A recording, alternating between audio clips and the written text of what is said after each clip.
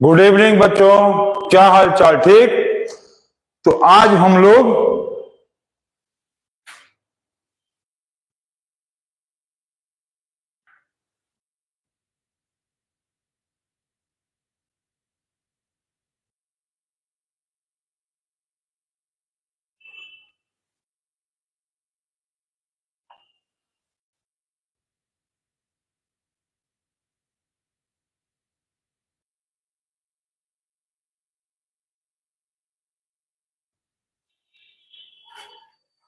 ठीक ठाक है बच्चों? तो गुड इवनिंग। ठीक ठाक है, सब लोग अच्छे हैं। आज हम लोग पढ़ेंगे क्लास 10 का हम लोग कार्बन कंपाउंड चैप्टर पढ़ेंगे। और ये क्लास 10 का बहुत इंपॉर्टेंट चैप्टर है, टॉप एक्सप्लेनेशन के साथ पढ़ेंगे। इसको चैप्टर को बहुत सारे बच्चे बहुत हार्ड समझते हैं और समझते हैं कि ये चैप्टर उनको समझ में नहीं आएगा, लेकिन ऐसा नहीं है। ये चैप्टर बहुत ही इजी है और तुरंत एकदम समझ में आ जाएगा। बस आप कुछ नहीं, स्टार्टिंग के जितने भी वीडियो से लास्ट वाले वीडियो तक आप देखते रहिए, आपको चैप्टर एकदम हलवा बना दिया जाएगा। ये चैप्टर आप लोगों के लिए, केमिस्ट्री के लिए, जो भी बच्चे केमिस्ट्री 10 में पढ़ रहे हैं, चाहे लाइफ में कहीं भी पढ़ेंगे, चाहे कितना भी आप पढ़ रहे हैं, 12 पढ़ लीजिए, चाहे ग्रेजुएशन करिए, चाहे एमएससी करिए, और चाहे आप कोई कंपटीशन एग्जाम भी दीजिए, भले ही आप 10 के बाद कॉमर्स ले लीजिए, लेकिन ये चैप्टर आपका पीछा नहीं छोड़ने वाला है। ये चैप्टर का यूज हर जगह आता है, ठीक, लाइफ से लेके प्रैक्टिकल थ्योरी में। तो हम लोग आज स्टार्ट किया जाए carbon and its compound chapter, topic 1। आज हम लोगों का ये चैप्टर का स्टार्टिंग है। आज हम लोग इस चैप्टर का क्या करेंगे? स्टार्टिंग करेंगे। स्टार्टिंग डे है, स्टार्टिंग डे टॉपिक 1। जो बच्चे आज इस चैप्टर को देख रहे हैं, एकदम टॉपिक 1 से देख रहे हैं, आप लोगों को 100% समझ में आएगा। बस आप देखते रहिए। अब इस चैप्टर का क्योंकि स्टार्टिंग है, कौन है? आशीष आ गए हो? ठीक है, आशीष भी आ गया है, हम लोग क्लास का स्टूडेंट। तो नारियल फोड़ने की जरूरत नहीं है और हम लोग स्टार्ट किया जाए। अच्छा, आज हम क्लास में भी बोले हैं और आप लोगों को भी बताते हैं, आजकल देखोगे बहुत सारे यूट्यूब पे वीडियो चल रहा है जहां पर सिर्फ एक ही चीज का बात है, बस 90% ऐसे कर लो, 90% वैसे कर लो, 90% पढ़ लो, 90% वीडियो देख लो, 90%, ठीक है। वन शॉट वीडियो आ रहा है, रैपिड एक्शन वीडियो आ रहा है, कौन कौन सा वीडियो आ रहा है, क्या जाने कितने तरह का वीडियो आ रहा है। तो आप ये चीज समझ लो कि बिना आप कॉन्सेप्ट को क्लियर किए, सिर्फ सोच लेने से और ये पढ़ लो वो पढ़ लो से 90% आ जाएगा, ऐसा नहीं है। आप पूरा बेसिक अपना क्लियर कर लो, कॉन्सेप्ट क्लियर कर लो, टॉप एक्सप्लेनेशंस को समझ लो, तो आपको किसी को 90% दिलाने की जरूरत नहीं, आपका 90% ऐसे ही आ जाएगा। 90 क्या आएगा? 90 तो कम से कम आएगा, आपका ज्यादा से ज्यादा तो 100 आएगा।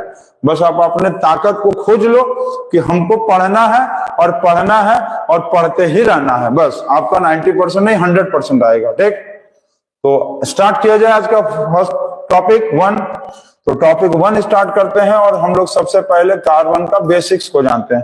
टॉपिक 1 जो है इंट्रोडक्टरी वीडियो है। टॉपिक 1 जो है उसमें बेसिक चीजें बताया जाएगा, फिर धीरे धीरे ऐसे करके थोड़ा लेवल तक पहुंचा जाएगा। चलो स्टार्ट करते हैं। कार्बन का एटॉमिक नंबर होता है 6, इसका मास नंबर होता है 12, आपको पता है। एटॉमिक नंबर 6, मास नंबर 12, ठीक। तो इसका इलेक्ट्रॉनिक कॉन्फ़िगरेशन होगा 2,4। अब 2,4 है तो इसको हम लोग बोलेंगे टेट्रावैलेंट एटम। क्या बोलेंगे? Tetravalent atom. अब क्योंकि इसके लास्ट में 4 है तो ये क्या बनाएगा? नॉन मेटल बनाएगा।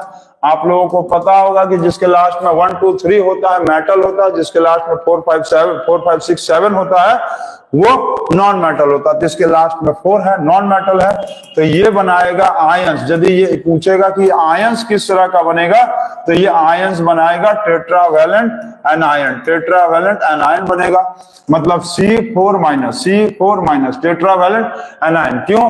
क्योंकि एनायन होता है माइनस और कैटायन होता है प्लस। याद है, कैटायंस प्लस होता है और एनायंस माइनस होता है। और एनायन कौन बनाता है? नॉन मेटल बनाता है। एनायंस और कैटायन कौन बनाता है? मेटल बनाता है। क्लियर? इतना सही है।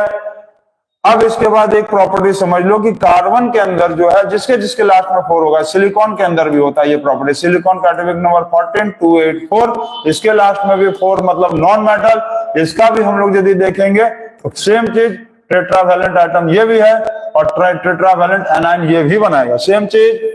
इसके भी लास्ट में 4, यहां भी लास्ट में 4, तो जिसके लास्ट में 4 है वो टेट्रावेलेंट क्या होगा, टेट्रावेलेंट एटम होगा, और ये टेट्रावेलेंट एनायन बनाएगा क्योंकि लास्ट में 4 है, नॉन मेटल, मतलब ये बनेगा Si4-। क्लियर। अच्छा, अब इसके बाद एक प्रॉपर्टी आपको समझना है जो सबसे इंपॉर्टेंट चीज है, जिसको हम लोग कहते हैं कैटेनेशन। कैटेनेशन मतलब होता है self linking property, self linking property of any atom, self linking property of any atom to achieve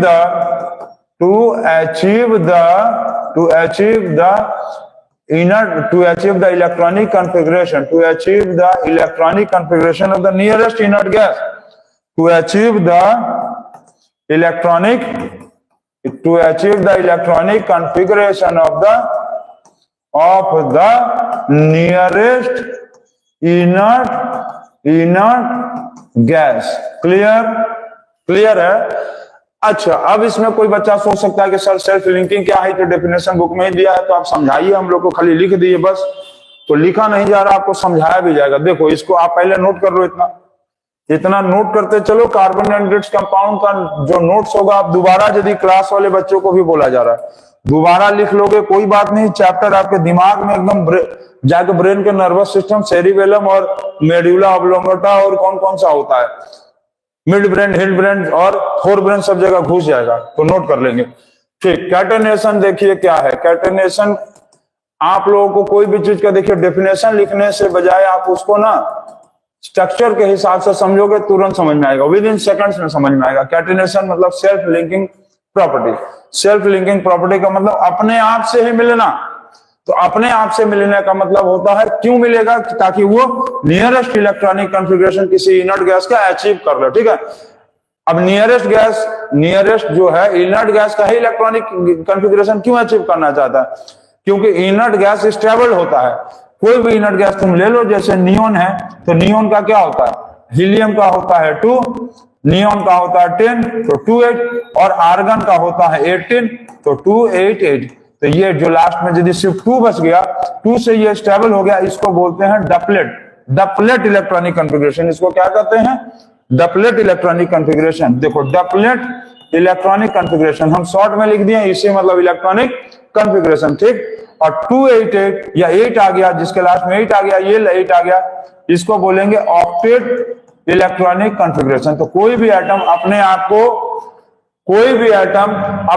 को क्या करना चाहता है, अपने आप को इनर्ट गैस जैसा बनाना चाहता है, ताकि वो भी क्या हो, स्टेबल हो जाए। क्योंकि इनर्ट गैस क्या होता है, इनर्ट गैस स्टेबल होता है, इसीलिए कोई भी एटम अपने आप को चाहता है कि स्टेबल रहे। जैसे हम लोग क्या चाहते हैं लाइफ में, हम लोग स्टेबल चाहते हैं लाइफ में। हम लोग लाइफ में चाहते हैं कि अच्छा खासा नौकरी हो जाए, शादी हो जाए, लाइफ में आराम से सेट कर जाओ, स्टेबल हो जाओ। तो उसी तरह से हर एटम, दुनिया का हर एटम चाहता है कि वो इनर्ट गैस जैसा स्टेबल हो जाए। इसीलिए तो इनर्ट गैस को नोबल गैस बोलते हैं, मतलब रहीस, जो कभी किसी से नहीं रिएक्ट होता है।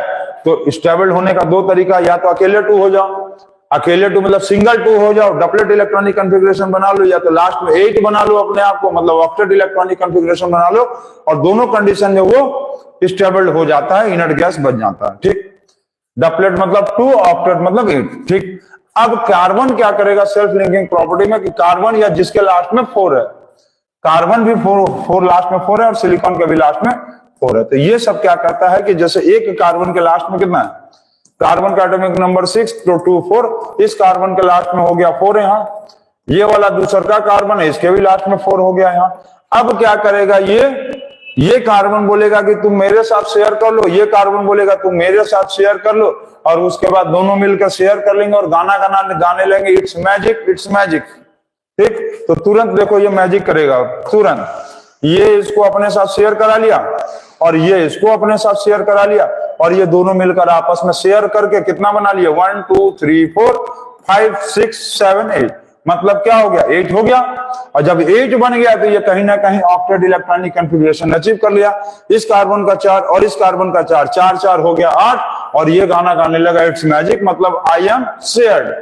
क्या गाना गाया, आई एम शेयर्ड, मतलब आई एम शेयर्ड, मतलब मैं सिंगल से मिंगल हो गया, मैं सिंगल से मिंगल्ड हो गया। मिंगल्ड मतलब जोड़ा बना लिया, जोड़ा बना के ये बन गया स्टेबल्ड, जोड़ा बना लिया तो स्टेबल्ड। जो इधर उधर गली ऊंची में घूम रहा था, इधर उधर उल्टा सीधा हरकत करने के लिए, वो इसका हरकत बंद हो गया और ये बन गया सिंगल से मिंगल्ड। और इसी प्रॉपर्टी को कहेंगे, सिंगल से मिंगल्ड नहीं, self linking property of the carbon is called as the catenation. Exam में जाके पता चला सिंगल से मिंगल वाला प्रॉपर्टी को सेल्फ कैटेनेशन बोलते हैं, मत लिख देना। क्या लिखेंगे? ये property self linking property of any atom, मतलब कार्बन एटम। एनी एटम की जगह क्या लिखेंगे? Carbon atom, to achieve the electronic configuration of the nearest inert gas. और ये बन गया कैटेनेशन। ये कौन सा नियरेस्ट इनर्ट गैस के करीब है पहुंचा? 8, 1 2 3 4। तो ये 4 और 4 ले लिया तो 2, 4 और 4 ले लिया तो बन गया 2 और 8। 2 8 किसका है? 2 8 किसका है? नियॉन। ये पहुंच गया नियॉन के नियरेस्ट में, नियॉन के नियरेस्ट में पहुंच के ये अपने आप को क्या कर लिया? स्टेबल कर दिया। और इस प्रॉपर्टी को कहेंगे कैटेनेशन। और दुनिया में इसीलिए कार्बन का सबसे ज्यादा कंपाउंड बनता है। हो गया। एग्जाम में ये चीज पूछता है, एग्जाम में ये चीज पूछता है कि why the carbon forms so many compounds. Exam में क्वेश्चन पूछता है, यहां लिख दे। क्वेश्चन ये आता है कि why the carbon forms large number of compounds. Carbon जो है वो लार्ज नंबर ऑफ कंपाउंड्स कितना बनाता है? दुनिया में जितना भी कंपाउंड बनता है, जिसमें सबसे ज्यादा कंपाउंड्स बनता है कार्बन का। ठीक, why the carbon forms large number of compounds. तो इसका आपको आंसर लिखना है because carbon shows the catenation, मतलब सेल्फ लिंकिंग प्रॉपर्टी। और सेल्फ लिंकिंग प्रॉपर्टी क्या होता है लिख डालेंगे, और लिखने के बाद ये फिगर स्ट्रक्चर बना देंगे, सिंगल्ड मिंगल्ड कर देंगे। कैटेनेशन होता है, नियॉन के नियरेस्ट में पहुंच के स्टेबल कर लेता है। इसलिए कार्बन जो है किसी से भी रिएक्ट करने के तुरंत ढेर सारा कंपाउंड बनाता है। इसको नोट करिए आप। समझ में आ गया? आशीष समझ में आ गया है?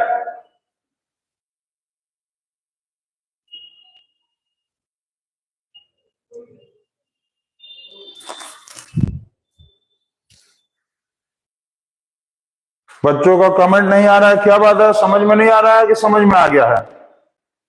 चलो ठीक है, समझ में आ रहा है। मतलब बच्चे जो है मोबाइल में घुसे हुए हैं, निकलो उसमें से और कमेंट करो कि समझ में आया कि नहीं।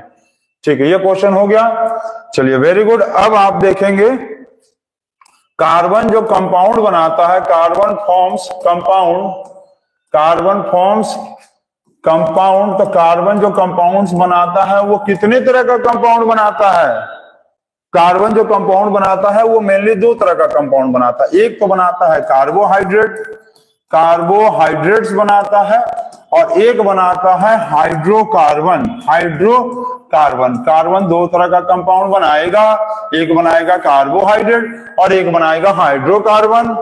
समझ गए आप? बहुत अच्छा।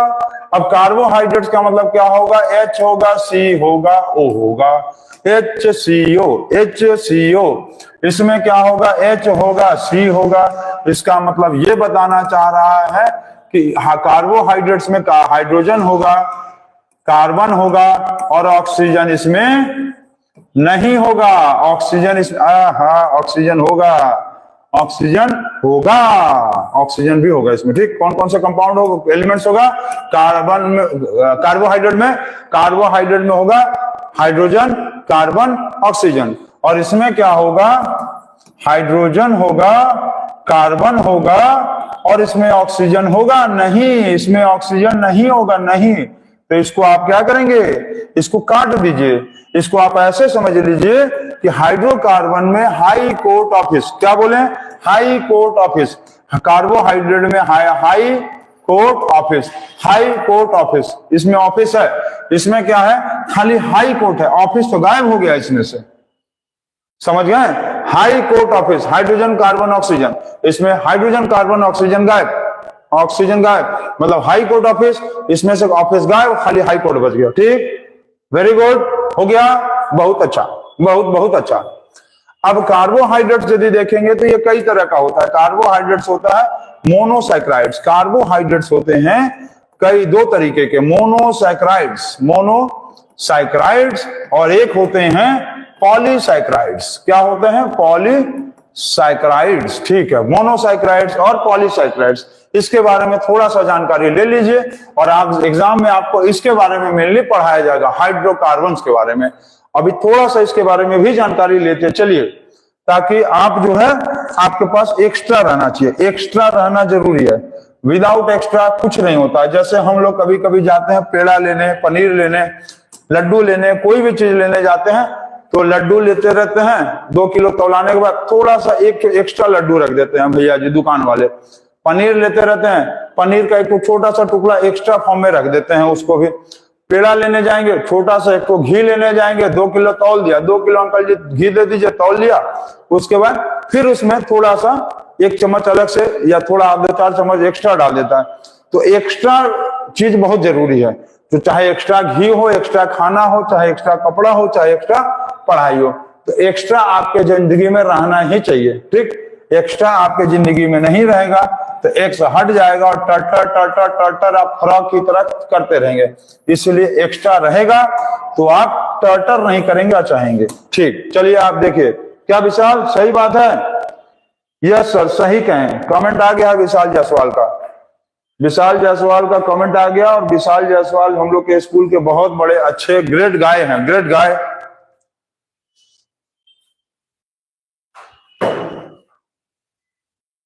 चलिए बहुत अच्छा। अब हम लोग मोनोसाइक्राइड, आवाज आ रहा है विशाल? आवाज आ रहा है? माइक टेस्टिंग 1 2 3 4, माइक टेस्टिंग 1 2 3 4, आवाज आ रहा है।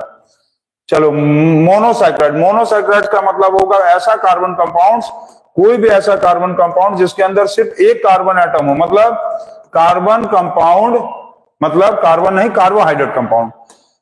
Carbohydrate compounds, carbohydrates having one carbon atom in simplest form,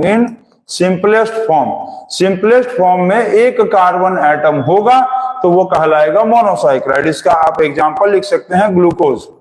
अब ग्लूकोज क्यों होता है, कैसे मोनोसाइक्राइड का एग्जांपल है, ये भी आपको हम बताते हैं। अभी पॉलीसाइक्राइड्स का मतलब carbohydrates having 2 or more carbon atoms, 2 or more carbon atoms, ठीक, 2 or more carbon atoms in simplest form। simplest form लिखना बहुत जरूरी है, in simplest form। और इसका एग्जाम्पल होगा सुगर, SUGAR, जिसका फॉर्मूला होता है C6H12O6, नहीं, C12H22O11, ये होता है। ठीक, याद हो गया? अच्छा, ये याद रखना कि मोनोसाइक्राइड जो होगा ना, fastly soluble in water, fastly soluble in water, ये पानी में तुरंत घुल जाएगा, तुरंत, इंस्टेंट। क्या होगा? इंस्टेंट, ये इंस्टेंट फूड एनर्जी होता है। जो मोनोसाइक्राइड्स है, मोनोसाइक्राइड्स इंस्टेंट फूड एनर्जी होता है।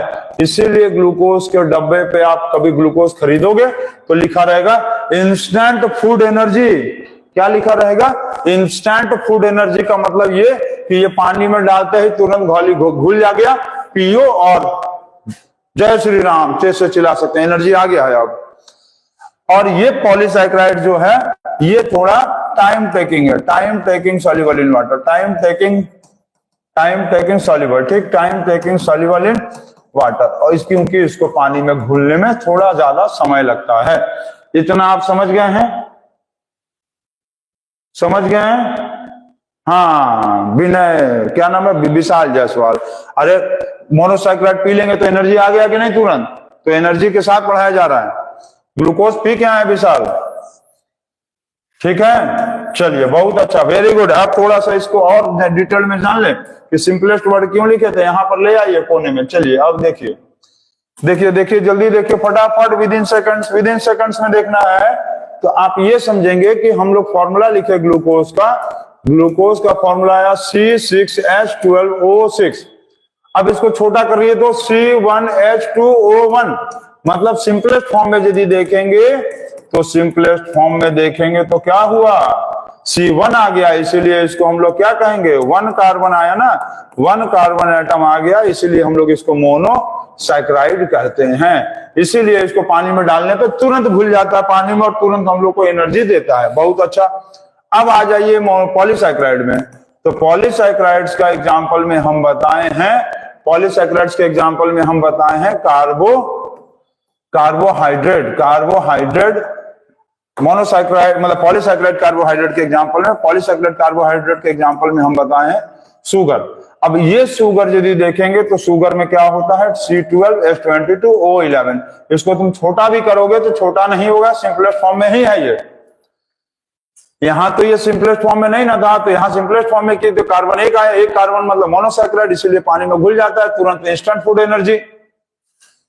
यहां पर है ये कार्बन 12, ये इसको छोटा भी नहीं कर सकते क्योंकि ये खुद ही सिंपलेस्ट फॉर्म में है, ये सिंपलेस्ट फॉर्म में है, सिंपलेस्ट फॉर्म में है, इसको छोटा नहीं किया जा सकता है। तो इसके अंदर 12 कार्बन एटम है, 12 कार्बन एटम मतलब time taken to soluble, time taken to soluble in water, time taken to soluble in water.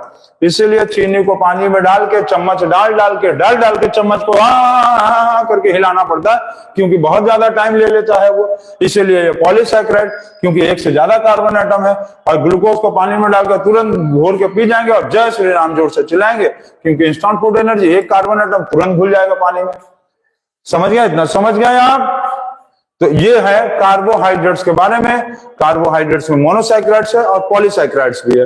अच्छा, आप ये हमको बताओ कि आप थोड़ा सा एक जीके बेस्ड का क्वेश्चन आ गया, वेयर इज दीक्षांत? दीक्षांत कहाँ हो भाई? आप दीक्षांत कहाँ हो? दीक्षांत आ जाओ जल्दी से, जीके का क्वेश्चन आ गया। अब ये बताओ, चलो इसको नोट कर लो, तो जीके का क्वेश्चन नेक्स्ट पेज पर पूछ लेते हैं सीधा। जीके का कमेंट बॉक्स वाला क्वेश्चन आ गया। ये बताओ कि जैसे ग्लूकोज जो है वो किससे निकलता है? ग्लूकोज जो है, ग्लूकोज निकलता है ग्रेप्स शुगर से, ग्रेप्स शुगर को कहते हैं ग्लूकोज। अब हम लोग कहते हैं सक्रोज मतलब शुगर किससे निकलता है? सक्रोज का मतलब शुगर केन से, ठीक। अब ये बताओ कि फ्रक्टोज किससे निकलता है? फ्रक्टोज निकलता है फ्रूट से, ठीक। इसी तरह से लैक्टोज और मल्टोज किससे निकलता है? लैक्टोज किससे निकलता है? मल्टोज किससे निकलता है? लैक्टोज किससे निकलता है और मल्टोज किससे निकलता है? ठीक है, लैक्टोज किससे निकलता है और मल्टोज किससे निकलता है, ये आपको बताना है कमेंट बॉक्स में। अच्छा, ये आप जीके का क्वेश्चन आप कमेंट नोट कर लेंगे, जिसमें से ये याद रखेंगे ये मोनोसैकेराइड होता है, ग्लूकोज जो है मोनोसैकेराइड है, और बाकी ये सब बाकी अरे भाई कहां गए ये बाकी, ये रिमेनिंग को हम लोग क्या कहेंगे? पॉलीसैकेराइड। क्या कहेंगे? पॉलीसैकेराइड, ठीक। तो कार्बोहाइड्रेट्स के बारे में हम लोग को इतना पढ़ना था। अब हम लोग पढ़ेंगे हाइड्रोकार्बन के बारे में।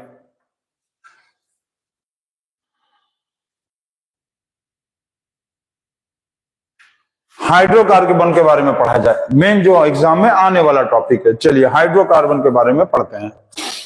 हाँ, मेन टॉपिक आ गया हाइड्रोकार्बन। अब हाइड्रोकार्बन में क्या था कि ऑफिस गायब था, याद है? इसमें सिर्फ क्या होता है? हाइड्रोजन होता है and hydrogen and carbon, hydrogen होगा और सिर्फ कार्बन होगा। नोट करिए इसको।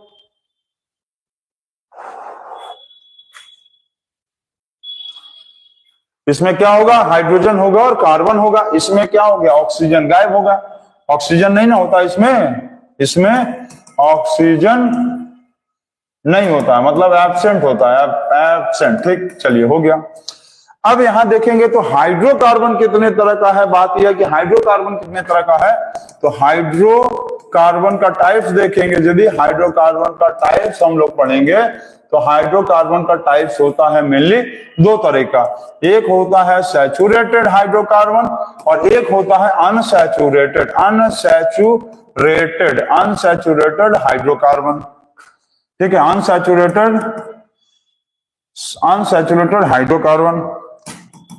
अनसैचुरेटेड हाइड्रोकार्बन, ठीक। और एक क्या होता है सैचुरेटेड हाइड्रोकार्बन, सैचुरेटेड हाइड्रोकार्बन। ठीक, अब ये सब क्या होता है कि सैचुरेटेड क्या है, अनसैचुरेटेड क्या है, तो इसको बताया जा रहा है। अब यहां पर ध्यान दे दो आपके सैचुरेटेड हाइड्रोकार्बन्स का मतलब होता है single bond. Single bond, single bond को ऐसे डिनोट करते हैं जैसे ये carbon single bond carbon. Unsaturated carbon bond जो होता है वो होता है डबल बॉन्ड और ट्रिपल बॉन्ड। डबल बॉन्ड होता है और ट्रिपल बॉन्ड होता है, डबल बॉन्ड और ट्रिपल बॉन्ड। तो डबल बॉन्ड का मतलब क्या होगा कि दो कार्बन के बीच में, ऐसे बोलते हैं डबल बॉन्ड। आप घबराने की जरूरत नहीं, आप नोट करते जाओ। और हाइड्रोकार्बन एक कार्बन कंपाउंड एक ऐसा चैप्टर है, जैसे अभी ये टॉपिक पढ़ा रहे हैं तो नहीं समझ में आएगा, इसके बाद वाला जब टॉपिक पढ़ाएंगे तो पिछला टॉपिक समझ में आएगा, उसके बाद वाला समझाएंगे तो फिर उसके पिछला समझ में आएगा, फिर उसके बाद वाला समझाएंगे तो उसका पिछला समझ में आता जाएगा। मतलब आगे वाला टॉपिक पढ़ोगे तो पीछे वाला टॉपिक तुमको अपने आप समझ में आएगा। इसीलिए आप एकदम वीडियो पे लगे रहिए, आपको सब कुछ समझ में आ जाएगा। ट्रिपल बॉन्ड का मतलब होता है ये तीन bond, carbon single bond, carbon double bond, carbon triple bond, single double triple. Single bond को हम लोग बोलते हैं एल्केन, सिंगल बॉन्ड को बोलेंगे एल्केन, डबल बॉन्ड को हम लोग बोलेंगे एल्कीन, डबल बॉन्ड को बोलेंगे एल्कीन, और ट्रिपल बॉन्ड को बोलेंगे हम लोग एल्काइन। क्या बोलेंगे? Alkyne, alkyne. हो गया, इसको नोट करिए और जल्दी से निकालिए, इसको नोट करिए आप, नोट करो, नोट करो।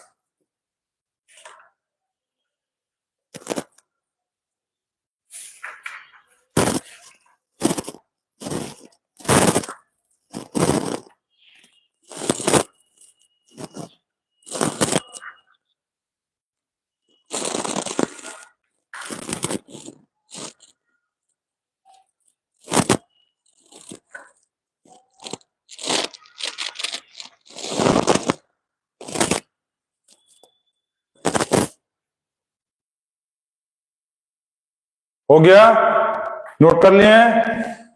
हो गया। पानी पीने की जरूरत थी भाई, पानी पीना जरूरी है, इसीलिए पानी पीने के लिए गायब हो जाना पड़ता है बीच बीच में। आप लोग गायब नहीं ना हुए हैं? Very good. तो सैचुरेटेड हाइड्रोकार्बन में सिंगल बॉन्ड, कार्बन का सिंगल बॉन्ड है, और अनसैचुरेटेड में double bond triple bond, double bond ये और ट्रिपल बॉन्ड ये। सिंगल बॉन्ड को कहेंगे एल्केन, डबल बॉन्ड को कहेंगे एल्किन, और ट्रिपल बॉन्ड को कहेंगे एल्काइन। डिफरेंस क्या है दोनों तीनों में?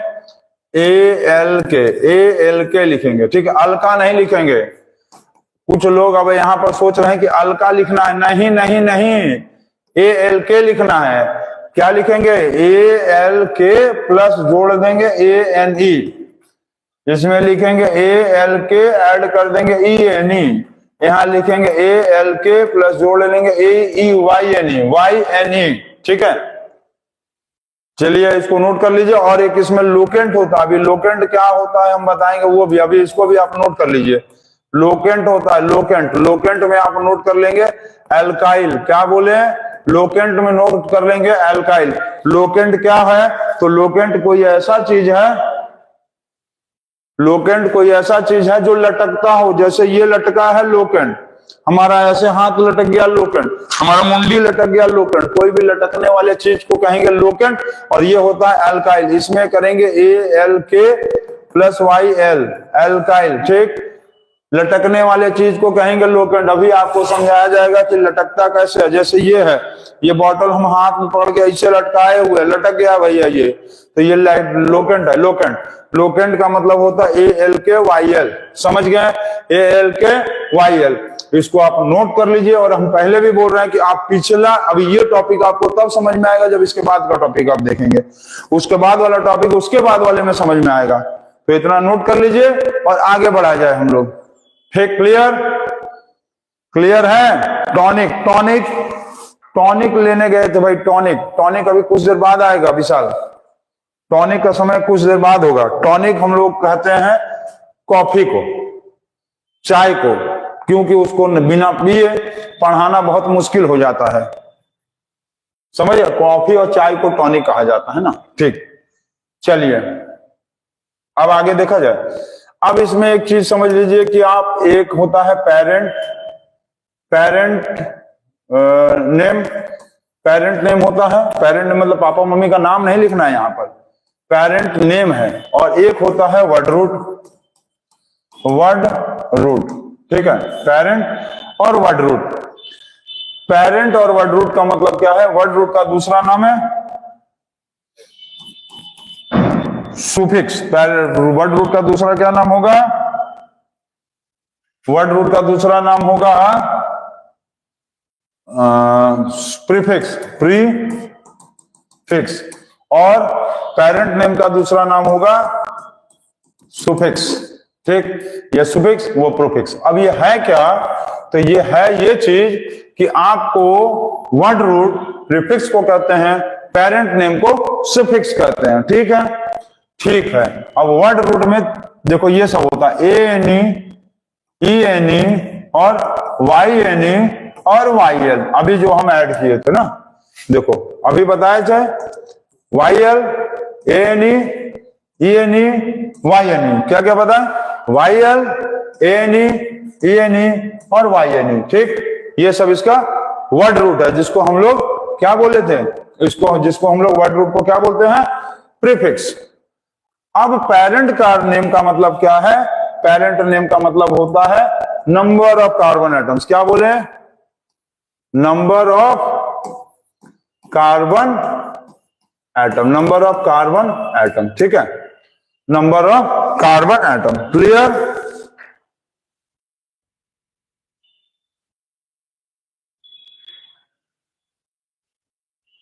लिख लिए? लिख लिए? हाँ, अब अच्छा, अब देखो एक चीज देखो, अभी देखो तुम विशाल जैसे कमेंट कर रहे हो ना, अभी देखो तुमको हम क्लियर कर देते हैं। ये सही बताओ, ये प्रीफिक्स। जैसे देखो मान लो हम लोग मीथेन लिखते हैं, मीथेन लिखे तो हम लोग किसको लिखे? पहले मिथ को ना। हम लोग किसको लिखे? पहले मिथ। जैसे मान लो हम लोग लिखते हैं बूटेन, जो बच्चे पढ़े होंगे पता है आपको, बूटेन पहले। जैसे मान लो मीथेन, तो बूटेन पहले आया ना, या मीथेन पहले, मिथ पहले आया, मिथ। तो मिथ का मतलब होगा कार्बन एटम। तो ये ध्यान रखेंगे कि ये सुफिक्स यहां होगा, और ये इसको क्या कहेंगे? इसको कहेंगे प्रीफिक्स, और इसको कहेंगे सुफिक्स। ठीक, क्यों? देखो जैसे मिथ जो है वो पहले आया, प्री मतलब पहले, और सुफ मतलब बाद में। प्री मतलब पहले, सुफ मतलब बाद में। और पेरेंट नेम में जिसको प्रीफिक्स कहते हैं, इसमें 10 आता है, इसमें टोटल 10 है। जैसे 1 कार्बन एटम के लिए क्या लिखेंगे? यहां देखो ऐसे लिखते हैं, meth eth prop, meth eth prop, meth eth prop, but, pent और हेक्स, हेप्ट, ऑक्ट, नोन और डेक। ठीक, नोन और डेक। क्लियर? चलो ठीक। अब मिथ का मतलब क्या होगा? कि एक कार्बन एटम। मिथ मतलब 1 कार्बन एटम। समझे? मिथ मतलब कितना कार्बन एटम? मिथ मतलब 1 कार्बन एटम। इसी तरह से इथ का मतलब 2 कार्बन एटम, प्रोप मतलब 3 कार्बन एटम, बूट मतलब 4 कार्बन एटम, फाइव मतलब पेंट मतलब 5 कार्बन एटम। ये सब जो सी लिख रहे हैं ना, इसका मतलब होता है कार्बन एटम। हेक्स का मतलब होता है 6 कार्बन एटम, हेक्ट मतलब होता है 7 कार्बन एटम, ऑक्ट मतलब होता है 8 कार्बन एटम, 9 मतलब, नॉन मतलब होगा 9 कार्बन एटम, और डेक मतलब होगा 10 कार्बन एटम। ठीक, क्या होगा? 10 कार्बन एटम। क्लियर? समझ में आ गया? क्लियर है? तो ईच मतलब 1 कार्बन एटम,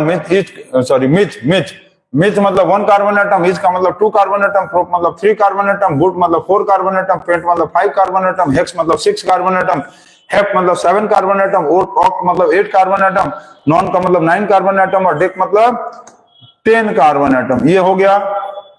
अच्छा, अब देखो किसी भी हाइड्रोकार्बन कंपाउंड में, किसी भी कार्बन कंपाउंड में सबसे पहले हम लोग क्या लिखते हैं किसी भी कार्बन कंपाउंड में, पहले हम लोग लिखते हैं पेरेंट नेम, पेरेंट नेम, और फिर हम लोग लिखते हैं वर्ड रूट। समझ गए?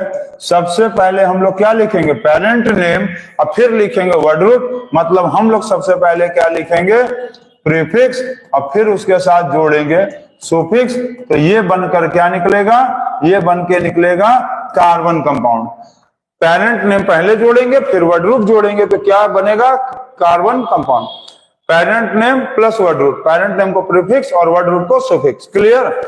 अब इसमें एक चीज देखो, समझिए ना। अब देखो विशाल, अब जो तुम बता रहे थे, अब देखो हम इसीलिए उल्टा लिखे ताकि बच्चों को कंफ्यूजन हो जाता है एग्जाम में। करना क्या है, तुमको प्री लिखा हुआ है ना, प्री, प्री मतलब क्या, पहले। देखो प्री पहले और सुफिक्स बाद में। समझ गए?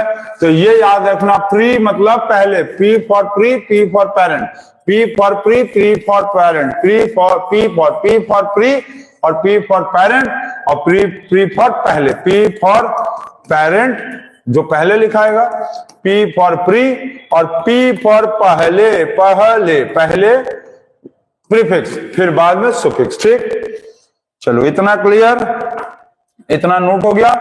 अब जैसे हम लोग यहां पर लिखे हैं मीथेन, तो मीथेन का मतलब, मीथ का मतलब क्या है, ये मीथ क्या है, पेरेंट नेम है, और ए क्या है, वर्ड रूट है।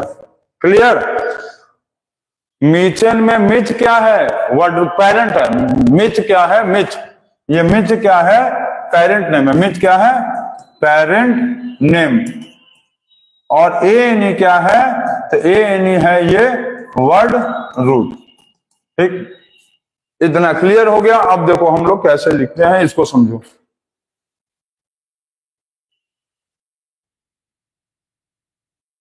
अब देखो, अब यहां पर लिख दें। अच्छा, जनरल फॉर्मूला लिखना है ना, हाँ। देखो general formula, general formula, general formula यदि देखेंगे एल के एल्काइल का, किसका, पहले जनरल फॉर्मूला इसका देखते जाओ। ANE का जनरल फॉर्मूला होता है CnH2n+2। उसके बाद होता है ENE का, ANE जो है सिंगल बॉन्ड होता है। ठीक है, ANE क्या है, सिंगल बॉन्ड है। क्लियर है, हम क्या बोल रहे हैं, समझ में आ रहा है? ANE जो है वो सिंगल बॉन्ड है। ठीक, ANE को सिंगल बॉन्ड बोलते हैं। ANE क्या है, single carbon bond, single carbon bond. ENE क्या है, तो ENE डबल कार्बन बॉन्ड। ठीक, और उसके बाद YNE, ENE का जनरल फॉर्मूला होता है CnH2n, ENE का जनरल फॉर्मूला होगा CnH2n-2। ये जो है ये ट्रिपल कार्बन बॉन्ड है। क्या है, ट्रिपल कार्बन बॉन्ड। ठीक, ये है ANE single carbon bond, ENE double carbon bond, और YNE ट्रिपल कार्बन बॉन्ड। और एक था YL जिसको हम लोग कहते थे लोकेंट। लोकेंट मतलब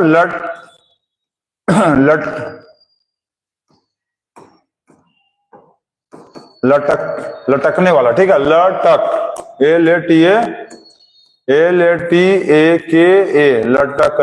LATAKA, लटकने वाला, वाला WAL, लटकने वाला। क्लियर, लटकने वाला चीज। अब इसका जनरल फॉर्मूला होता है CnH2n+1। समझ गए?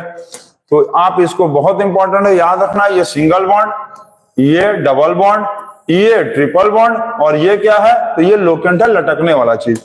अब ये लटकने वाला चीज क्या होता है, इसको आपको बता दिया जाएगा। अभी इसको नोट कर लिया।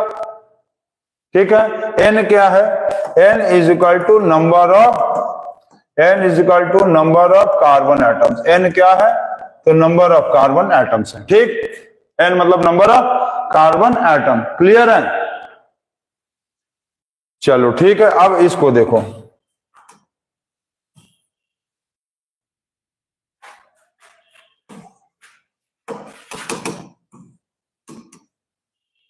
ये यहां ले आओ। अब देखो अब जैसे कोई कंपाउंड का आपको फॉर्मूला लिखना है ना, कंपाउंड कार्बन कंपाउंड का आपको फॉर्मूला लिखना है, तो कैसे लिखोगे, ये देखो कार्बन कंपाउंड का कार्बन कंपाउंड फॉर्मूला। तो कैसे लिखोगे तुम, जैसे आपको कह दे मीथेन, पहले ANE का यूज कर लो, पहले ANE वाला समझ लो, ANE वाला सिंगल बॉन्ड वाला, कौन सा है, सिंगल बॉन्ड वाला, ठीक, सिंगल कार्बन बॉन्ड वाला ना, सिंगल कार्बन बॉन्ड, ठीक, सिंगल बॉन्ड मतलब single carbon bond, single carbon bond. तो सिंगल कार्बन बॉन्ड वाला कैसे लिखेंगे, तो सबसे पहले आपको क्या लिखना पड़ेगा, मिच प्लस ANE, क्योंकि ये क्या है, ये है पेरेंट नेम, अभी देखिए हम बताए थे, ये क्या है, मिच पेरेंट नेम, और ANE क्या है, वर्ड रूट, ठीक। तो ये क्या है, ये है पेरेंट नेम जिसको हम लोग प्रीफिक्स कहते हैं, और ANE का मतलब होता है वर्ड रूट जिसको हम लोग सुफिक्स कहते हैं। चलिए हो गया। अब आपको देखो प्रीफिक्स से पता क्या चलेगा, प्रीफिक्स से आपको क्या पता चलता है, जिसको पेरेंट नेम कहते हैं, प्रीफिक्स पेरेंट नेम से आपको क्या पता चलेगा, number of carbon atom, number of carbon atom, कितना कार्बन एटम होगा, इससे आपको यह पता चलेगा। और वर्ड रूट से, वर्ड रूट जिसको हम लोग सुफिक्स कहते हैं, इससे आपको क्या पता चलेगा, तो इससे आपको यह पता चलेगा कि कौन सा जनरल फॉर्मूला लगाना है, जनरल फॉर्मूला कौन सा, जनरल फॉर्मूला कौन सा लगेगा, कौन सा जनरल फॉर्मूला लगेगा, ठीक है। तो इससे आपको ये क्लियर आप नोट कर लो कि जो प्रीफिक्स है जिसको पेरेंट नेम कहते हैं, वो से बताता है नंबर ऑफ कार्बन एटम, और वर्ड रूट जो सुफिक्स है वो क्या बताएगा, जनरल फॉर्मूला कौन सा लगेगा, जनरल फॉर्मूला कौन सा लगेगा, ठीक है। चलो ठीक, अमन सिंह, अमन सिंह कौन है भाई, अमन सिंह, अमन सिंह कोई बच्चे हैं आ गए हैं, हम लोग के साथ जुड़ गए हैं, चलिए ठीक है, इसको आगे बढ़ाया जाए। मिथ, मिथ मतलब कितना कार्बन एटम मिलेगा, फट से बताओ तो, मिथ का मतलब क्या लगेगा, मिथ का मतलब जनरल फॉर्मूला कौन सा लगेगा नहीं, मिथ का मतलब कार्बन एटम पता चलेगा ना, कितना कार्बन एटम है, और ANE से क्या पता चलेगा कि कौन सा जनरल फॉर्मूला लगेगा। तो ANE का जनरल फॉर्मूला क्या है, लिखवाया गया है, अभी यही लिखवाया, देखो ANE, यहाँ ANE का जनरल फॉर्मूला है CnH2n+2, तो फॉर्मूला कौन सा लगा, CnH2n+2, ठीक। ANE से हमको ये पता चल गया कि ये जनरल फॉर्मूला लगेगा, ठीक। अब मिथ से पता चलेगा कि कितना कार्बन एटम होगा, तो देखो मिथ का मतलब एक कार्बन एटम, तो मिथ का मतलब 1 कार्बन एटम, मतलब n का वैल्यू हो गया 1, तो बैठा दो 1, यहां पर 2 × 1 + 2 C1H2+2, तो कितना आया 2 + 2 2 + 2 2 + 2, तो C1H4, तो ये हो गया CH4, 1 को तो लिखते नहीं है, तो ये मिथ प्लस ANE क्या बनेगा, मिथ प्लस ANE बनेगा मीथेन, तो ये फॉर्मूला बन गया मीथेन का। अभी तक आप लोग छोटे क्लासेस में पढ़ते आ रहे होंगे कि मीथेन का फॉर्मूला होता है, CH4 कैसे बनता है, अभी आप देख लीजिए, ये आपको समझ में आ गया कि मीथेन का फॉर्मूला कैसे लिखाता है। क्लियर हो गया है, इतना आप समझ गए हैं, इतना समझ गए। पहले क्या, वर्ड रूट से पता चलेगा फॉर्मूला जिसको सुफिक्स बोलते हैं, पेरेंट नेम से पता चलेगा जिसको प्रीफिक्स कहेंगे कि कितना कार्बन एटम बैठाएंगे, बैठाते जाएंगे, फटाफट बैठा लेंगे आप।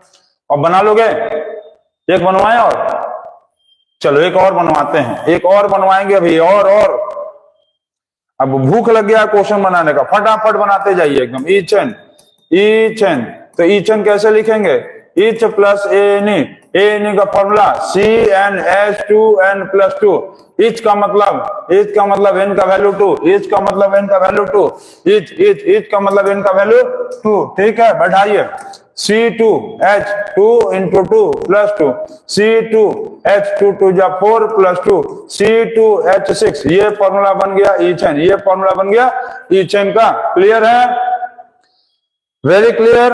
अच्छा, अब इसी तरह से चलो अब फॉर्मूला बनाते जाओ, तो देखो अब तेज बन गया सर, अब सब बच्चे तेज हो गए हैं। अब ये बताओ कि हमको हेक्सेन का फॉर्मूला, तो क्या लिखेंगे, हेक्स प्लस ANE। तो हेक्स ANE का फॉर्मूला, ANE का फॉर्मूला CnH2n+2। हेक्स मतलब n का वैल्यू 6 होता है। चीटिंग कर लेंगे यहां से। चलो हेक्स का मतलब 6, हेक्स का वैल्यू 6। अभी चीटिंग कर लो पीछे से, बाद में लर्न कर लेना। n का वैल्यू 6 बैठाओ यहाँ। 6 2 × 6 + 2 कितना आएगा, C6। 6 2 12 और +2, 12 + 2 14। ये फॉर्मूला किसका बना, ये फॉर्मूला बन गया हेक्सेन का, हेक्सेन। इसी तरह से चलो और एक फॉर्मूला दें। इसी तरह से तुम हमको बताओ बुटेन। इसी तरह से बताओ तो फट से बुटेन का। बुटेन मतलब बुट प्लस ANE। ANE का जनरल फॉर्मूला CnH2n+2। बुट का मतलब जल्दी बताओ, जल्दी। 4। चीटिंग कर लीजिए, चीटिंग करिए यहां से। बुट का मतलब हो गया 4। बुट का मतलब 4। फट से बैठाओ, फट से जल्दी से बनाओ। 4 तो 2 × 4 + 2 C4। 2 4 8 और 2 10 खत्म। C4H10 butane. ये हो गया बुटेन। आपको हम जीके के लिए बता दें कि बुटेन जो है वो ऐसा गैस है जो एलपीजी में सबसे ज्यादा पाया जाता है। इसका एक जीके का कमेंट बॉक्स क्वेश्चन था कि name the main constituent gas present in the LPG, तो बुटेन होता है। और आपको जानकारी के लिए बता दें कि जो एलपीजी सिलेंडर में एक केमिकल मिलाया जाता है, जिसको मिला देने से यदि कभी एलपीजी सिलेंडर लीक होता है, लीक इन सेंस का मतलब यदि वो कभी लीक हो गया या कभी उसमें से एलपीजी सिलेंडर्स में से गैस निकल रहा है, तो उसका डिटेक्शन पता चल जाता है, बदबूदार महकने लगता है। उस केमिकल का नाम है इथाइल मर्सेप्टेन। इथाइल मर्सेप्टेन जो है वो डिटेक्ट करने के काम में आता है एलपीजी सिलेंडर्स में। ठीक है, इसको नीचे का उड़ा दें, यहां लिख देते हैं। ठीक, तो इथाइल मर्सेप्टेन, क्या बोले, इथाइल मर्सेप्टेन। ठीक, used to detect the leakage of LPG का डिटेक्शन काम देखने का काम में आता है। मतलब एलपीजी में से यदि सिलेंडर में से गैस लीक करेगा ना तो महकने लगेगा, स्मेल करने लगेगा। Ethyl mercaptan C2H5SH। क्लियर, चलिए बुटेन हो गया। अब जाते जाते कहां, अभी और बताएंगे, अभी जाना नहीं है, किसी को कहीं नहीं जाना है, देखते जाओ। मान लो इसी तरह से तुमसे पूछ लिया डेकेन, तो डेकेन के लिए क्या लिखेंगे, डेक प्लस ANE। दिसंबर नहीं है, इसको आप दिसंबर मत समझिए, ये क्या है, डेकेन, डेक प्लस ANE। तो ANE का जनरल फॉर्मूला CnH2n+2। डेक मतलब नंबर ऑफ कार्बन एटम 10। ठीक, बैठाइए यहाँ C10H 2 × 2 × 10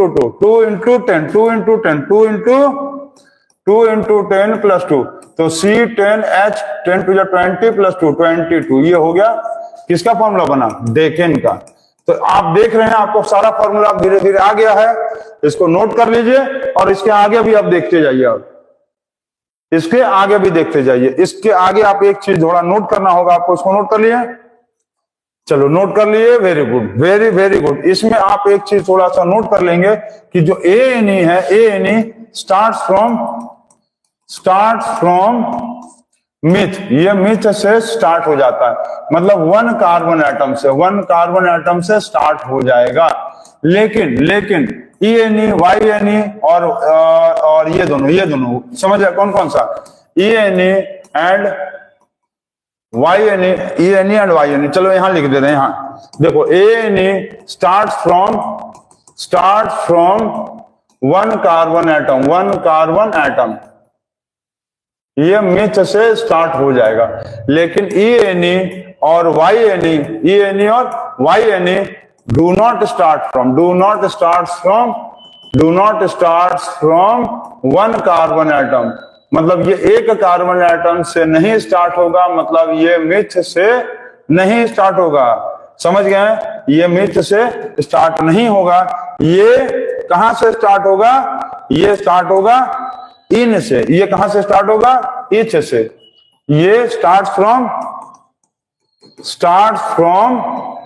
इच, मतलब 2 कार्बन एटम से शुरू होगा। याद रखना आप कि ANE तो 1 कार्बन एटम से ही शुरू हो जाता है, लेकिन ENE और YNE इसका मतलब ये सिंगल बॉन्ड और ये सिंगल बॉन्ड, ये डबल बॉन्ड और ये ट्रिपल बॉन्ड। तो सिंगल बॉन्ड वाला मिथ से स्टार्ट हो जाता है, double bond triple bond myth से नहीं स्टार्ट होगा, ये स्टार्ट होगा इथ से, मतलब 2 कार्बन एटम से। कहां से स्टार्ट होगा? 2 कार्बन एटम से। और जो YL वाला लोकेंट था, YL वाला जो लोकेंट था, ये भी 1 कार्बन एटम से स्टार्ट हो जाता है। Start from 1 carbon atom. ये कहां से शुरू हो जाता है? ये 1 कार्बन एटम से शुरू हो जाता है, 1 कार्बन एटम से स्टार्ट हो जाता है। इतना नोट कर लीजिए आप। उसके आगे फिर देखिए आप, नोट कर लिए? समझ में आ रहा है? इसको नोट कर लीजिए। हो गया? स्क्रीनशॉट आप ले लीजिए। चलिए, हो गया, हम समझ रहे हैं, हो गया आप लोगों का। स्क्रीनशॉट ले चुके हैं, वेरी गुड। जो बच्चे नहीं लिए हैं बैक करके स्क्रीनशॉट लेंगे। अब यहां पर देखो, अब यदि मान लो तुमसे फॉर्मूला पूछ लिया कि ईथीन बनाओ, तो ईथीन के लिए क्या करोगे? ईथ प्लस ENE। ENE के लिए सबसे पहले फॉर्मूला देखेंगे तो CnH2n होता है, ENE के लिए CnH2n। ठीक, अब ईथ का मतलब होगा 2 कार्बन एटम, 2 कार्बन एटम होगा, मतलब N का वैल्यू 2 कार्बन एटम, तो 2 बैठा दो, C2H2 इंटू 2, तो C2H4 हो गया। ये फॉर्मूला बन गया ईथीन का बन गया। क्लियर? ईथीन का फॉर्मूला हो गया। अच्छा, इसी तरह से मान लो आपसे पूछ लिया हेक्साइन का, हेक्साइन, तो क्या लिखेंगे? हेक्स प्लस YNE का फॉर्मूला बताओ। YNE ये YNE का फॉर्मूला आ गया। सबसे पहला काम फॉर्मूला देखना, दूसरा काम N का वैल्यू चेक करना। फॉर्मूला इससे पता चलेगा और N का वैल्यू इससे पता चलेगा। ठीक है, तो चीटिंग करते रहिए और बनाते रहिए। हेक्स मतलब होगा N का वैल्यू 6 कार्बन एटम, बैठाओ C6H2 into 6 minus 2, C6H12 minus 2, C6H10 हो गया। ये बन गया फॉर्मूला हेक्साइन, ये फॉर्मूला बन गया हेक्साइन। क्लियर? अच्छा, और एक आ जाते हैं। अब मान लेते हैं आपसे पूछ ले कि ऑक्टाइल बताओ, ऑक्टाइल का फॉर्मूला। तो ऑक्टाइल के लिए क्या करेंगे? ऑक्ट प्लस YL, तो YL का फॉर्मूला लिखो CnH2n प्लस 1। अब ऑक्ट का मतलब N का वैल्यू 8, N का वैल्यू 8 कार्बन एटम, तो बैठा लो C8 2 into 8 plus 1, C8 8 to 16 और 1 17। ये फॉर्मूला बन गया ऑक्टाइल। ऑक्टाइल का फॉर्मूला बन गया C8H17। Clear? Very very very clear. चलो, और 1-2 फॉर्मूला देते हैं, 1-2 फॉर्मूला और देते हैं। अब यदि कोई मान लो तुमसे पूछ ले कि आप मिथाइन का फॉर्मूला बनिए, तो आप क्या करोगे? मिथ प्लस YNE कर दोगे और हो जाएगा बिल्कुल गंडोगोल। यही आप कर दिए गंडोगोल, यही समझे थे। हम क्या बोले? YNE, देखो YNE हम बोले थे कि स्टार्ट कहां से होता है? 2 कार्बन एटम से। स्क्रीनशॉट लिए थे, अभी चेक करो। YNE और ENE 1 कार्बन से नहीं शुरू होता है, और मिथ का मतलब होता है 1 कार्बन। क्लियर? मिथ का मतलब होता है 1 कार्बन, मिथ मतलब 1 कार्बन। और अभी हम बताए हैं कि YNE और ENE 1 कार्बन से शुरू ही नहीं होता, शुरू तो 2 कार्बन से होता है। तो इसका मतलब ऐसा कोई फॉर्मूला नहीं बनेगा। नो फॉर्मूला मतलब भावनाओं में नहीं बहेंगे, दिमाग को लगा के पढ़ेंगे। समझ गए? चलो, अच्छा, और 2-3 फॉर्मूला देते हैं।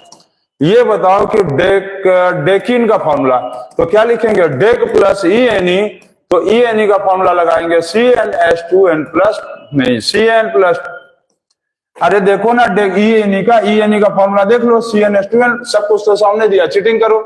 CnH2n, ठीक। अब डेक मतलब N का वैल्यू 10 कार्बन एटम, तो बैठाओ N का वैल्यू C10H2 इंटू 10, तो क्या आया? C10H20। ये हो गया, ये बन गया आपका फॉर्मूला डीकिन। अच्छा, इसी तरह से ये बताओ कि प्रोपाइल का फॉर्मूला बताओ। तो प्रोप प्लस YL का फॉर्मूला CnH2n प्लस 1, YL का फॉर्मूला CnH2n प्लस 1।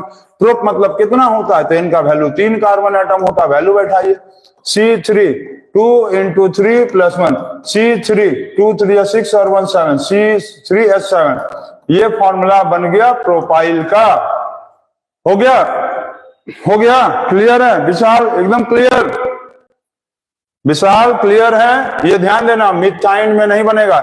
इसी तरह से यदि आपसे कह ले कि आप मीथेन का फॉर्मूला बना दो तो भी भावनाओं में मत बह जाना। तो क्या करना, meth plus E N E, और ई एन ई में मीथ होता ही नहीं है, मतलब नो फॉर्मूला लिख देना, ई नहीं कि फॉर्मूला छाप डालें और बोलेंगे कि डीजे सर के क्लास में फॉर्मूला याद किए थे। नहीं नहीं, वेरी वेरी क्लियर सर, बहुत अच्छा विशाल, बहुत बहुत बहुत अच्छा। चलिए इतना नोट कर लीजिए। अब इसके बाद हम लोग थोड़ा सा 2 फॉर्मूला और देख लें ताकि और ज्यादा प्रैक्टिस हो जाए हम लोगों का। अब मान लो तुमसे कह दे कि हेप्टेन का फॉर्मूला, तो hept plus A N E, hept plus A N ई, तो hept plus A N E क्या करेंगे बताओ? हेप्ट प्लस ए एन ई, तो हेप्ट प्लस ए एन ई का फॉर्मूला CnH2n +2, और हेप्ट का फॉर्मूला हेप हेप हेप हेप, हेप का मतलब होता है n का वैल्यू 7 होता है, n का वैल्यू 7। चीटिंग करे हुए यहां से? हाँ, हेप का वैल्यू 7 लिखा है, ठीक है। तो C7H2 इंटू 7 + 2, C7 7 टू 14 और 2 16, खत्म। तो आप लोग देख रहे हैं कि आप लोगों को फॉर्मूला लिखना कितना आसान हो गया, और इसीलिए हम वीडियो के स्टार्टिंग में बोले थे कि आप वीडियो पे बने रहिए, आपको सब कुछ आ जाएगा। तो आपको आ चुका है। अब इसको आप लोग कमेंट बॉक्स में कुछ फॉर्मूला को आप बताएंगे हमको, जैसे कि हेक्साइन, पेंटाइल, बुटेन और डेकाइल, 1 2 3 4 और एक 5, 5 और जस्ट 5 ही देंगे, और मान लो मिथाइल। बस ये सिर्फ हम 5 फॉर्मूला आपको दे रहे हैं आपको होमवर्क के लिए। आप इसको कमेंट बॉक्स में हमको जरूर बताइए ताकि हमको ये पता चले कि आप लोगों को समझ में आ गया है। और बहुत आसान, hex plus Y N E, pent plus Y L, but plus A N E, dec plus Y L और मिथ प्लस वाई एल। तो इसको थोड़ा सा चेंज कर लो, आप इसको लिख लो सबसे बढ़िया, ये आप लिख लो डेकाइन, चलो ये लिख लो dec plus Y N E, meth plus Y L. तो इस तरह से करके आप हमको फॉर्मूला बताओ। और कल अब हम लोग पढ़ेंगे कि हाइड्रोकार्बन मतलब carbon and its compound, hydrocarbon मतलब कार्बन एंड इट्स कंपाउंड का सेकंड टॉपिक। ये टॉपिक 1 आपको उम्मीद है कि अच्छा लगा होगा। ये था टॉपिक नंबर 1 जो आज खत्म हो गया, और बच्चों को उम्मीद है कि ये टॉपिक अच्छा लगा होगा, समझ में भी आया होगा, पढ़ने में मजा भी आया होगा। तो कल आप लोग टॉपिक 2 देखेंगे इसके बाद का। चैनल अच्छा लगेगा तो सब्सक्राइब कर सकते हैं, नहीं अच्छा लगता है तो क्या कर सकते हैं, ठीक। तो आज के लिए इतना ही, thank you, good night, bye bye, take care. अभी कुछ देर बाद अभी हम लोग फिर आएंगे क्लास 10 का मैथ्स पढ़ाने 9 बजे के बाद, मतलब 9:15 पे।